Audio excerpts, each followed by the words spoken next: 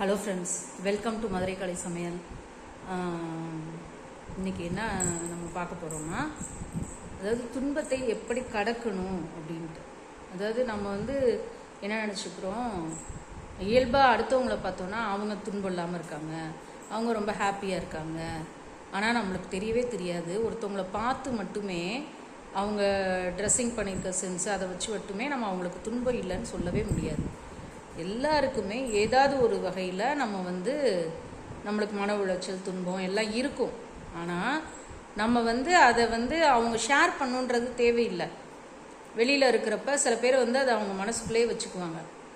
இப்போ எதிர்பாராமல் நம்மளுக்கு ஏதோ ஒன்று வருதுன்னா அதை நம்ம எப்படி ஃபேஸ் பண்ணுறது? முதல்ல வந்த துன்பம் சின்னதாக இருக்கலாம், இல்லை ரொம்ப பெருசாக இருக்கலாம். அதை முதல்ல இந்த துன்பம் தான் அப்படின்னு நம்ம முதல்ல அக்செப்ட் பண்ணிக்கணும். அடுத்து அந்த எப்படி கடக்கிறது, அது நாட்கணக்கில் சில துன்பங்கள்லாம் நாட்பட தான் அது கடக்கும். சில விஷயங்கள் நமக்கு தேவையில்லாதது, நம்ம அதை விட்டுருவோம் அப்படின்னா அதுலேருந்து வெளியே வந்துடுவோம்.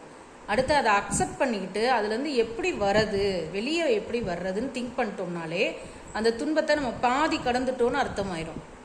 அடுத்து நம்ம என்ன பண்ணலாம், சரி இதை இந்த விதத்தில் இதை டேக்கிள் பண்ணலாம், இந்த விதத்தில் இதுலேருந்து வெளியே வரலாம் அப்படின்னு நினச்சோன்னா அதில் நம்ம கடந்துட்டோம், துன்பத்தையே கடந்துட்டோம் அப்படின்னு அர்த்தம்.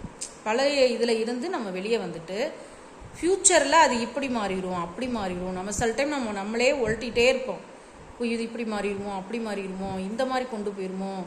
அப்புறம் அதெல்லாம் எதுவுமே கொண்டு போகாது. நம்ம இப்போ ப்ரெசண்ட்டாக இது கடப்போம். நிம்மதியாக கடந்தோம்னாலே, அந்த ப்ரெசண்ட்டை நம்ம கடந்து நல்லா கடந்தோம்னாலே ஃப்யூச்சரும் நமக்கு சூப்பராகிடும். அப்போ அந்த ப்ரெசண்ட்டில் நம்ம கடக்கிறதுக்கு நம்ம அதை கற்றுக்கிறணும். அது பழக்கத்தில் வரலாம், இல்லை நம்ம பெரியவங்க யாராவது நமக்கு சப்போர்ட்டிவாக இருந்தாங்கன்னா உனக்கு அது சரியாக போயிடுமா, அம்மா இருக்கேன்ல சரியாக போயிடும், அப்பா இருக்கேன்ல சரியாக போயிடும். அந்த மாதிரி நமக்கு க்ளோஸாக இருக்கிறவங்க, நம்மளுக்கு ஹஸ்பண்ட் இதெல்லாம் ஒன்றுமே இல்லை அப்படின்னு சொன்னாங்கன்னா நம்மளுக்கு அதுலேருந்து வெளியே வந்துடுவோம். அதே இது நம்ம என்ன செய்வோம், சில டைம் அந்த துன்பத்துக்குள்ளரையே போய் சுற்றிக்கிட்டே, அந்த சுழலுக்குள்ளார போய் சுற்றுற மாதிரி சுற்றிகிட்டே இருந்தோன்னா நம்மளால் வெளியே வரவே முடியாது. அதனால் நம்ம அதை கடக்க கற்றுக்கிட்டோம்னாலே நம்மள்ட்ட இன்பம் எப்பயுமே நிலச்சிருக்கும். நம்ம இந்த எஃப்எம் ரேடியோவை டியூன் பண்ணுற மாதிரி, ஒரு பழைய துன்பங்கள் ஞாபகம் வருதுன்னா அதை டியூன் பண்ணிவிட்டு அதை ஃபுல்லாக நம்ம இனிமையான பாடல்கள் வச்சு நம்ம பார்த்துக்குறோம்ல. அதே மாதிரி நம்ம மைண்ட்லையும் பழசை ஃபுல்லாக திருகிட்டு நம்ம மைண்டில் கண்டிப்பாக எல்லாருக்கும் பழசில் உள்ள கெட்டது நினைவு வந்துகிட்டே தான் இருக்கும். நம்ம புதுசில் வர்றதை நம்ம என்ன பண்ணிடணும், நம்ம இப்போ நல்லா டியூன் பண்ணி நல்ல எண்ணங்களை நம்ம இது பண்ணோன்னா ஃப்யூச்சர்லேயும் நம்ம எண்ணங்கள் ஃபுல்லாக நல்லா இருக்கும், நம்மளும் நல்லா இருக்கலாம், நம்மளை பார்த்து நம்ம பிள்ளைங்களும் நல்லா இருப்பாங்க. இப்போ நம்ம லேடிஸ் நிறையா பேருக்கு நம்ம எப்படி அதுலேருந்து வெளியே வர்றதுன்னு தெரியாமையே அதுக்குள்ளே சுற்றிக்கிட்டே இருப்போம். அதுலேருந்து வெளியே வர கற்றுக்கிறணும். முதல்ல அதை விட்டு வெளியே வந்துடணும். ரொம்ப பெரிய துன்பம் அப்படின்னா வெளியே உடனே வர முடியாது, காலத்தின் போக்கில் தான் வெளியே வர முடியும். அதை நம்ம வெளியே வர்றதுக்கு நம்ம கற்றுக்கிறணும்.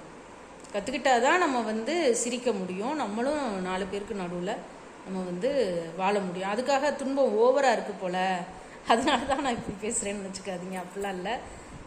எந்த ஒரு இதையும் எப்படி டேக்கிள் பண்ணுறதுன்றதே இப்போ உள்ள பெண்கள், குட்டி பிள்ளைங்க நிறைய பேர் அதை தெரியாமல் அதில் போய் மாட்டிக்கிறாங்க, அதில் வெளியே வர முடியாமையும் தவிக்கிறாங்க. முதல்ல துன்பத்தில் போய் மாட்டிக்க கூடாது.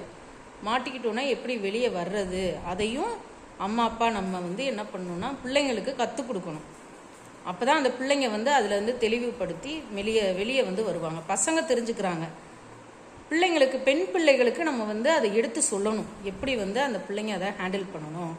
மேரேஜ் ஆனதுக்கப்புறம் அது சொல்லாமையே நம்ம மேரேஜ் பண்ணி கொடுத்துட்டோன்னா மாமனார், மாமியார், ஹஸ்பண்ட் எல்லாம் பேம்பரிங் பண்ணி அந்த பிள்ளைகளை வச்சுக்கிறாங்க. நல்லா இங்கே வீட்டில் தாய் தகப்பன் வச்ச மாதிரியே வச்சுக்கிறாங்கன்னா அவள் லைஃப் ஓகே ஆயிடும்.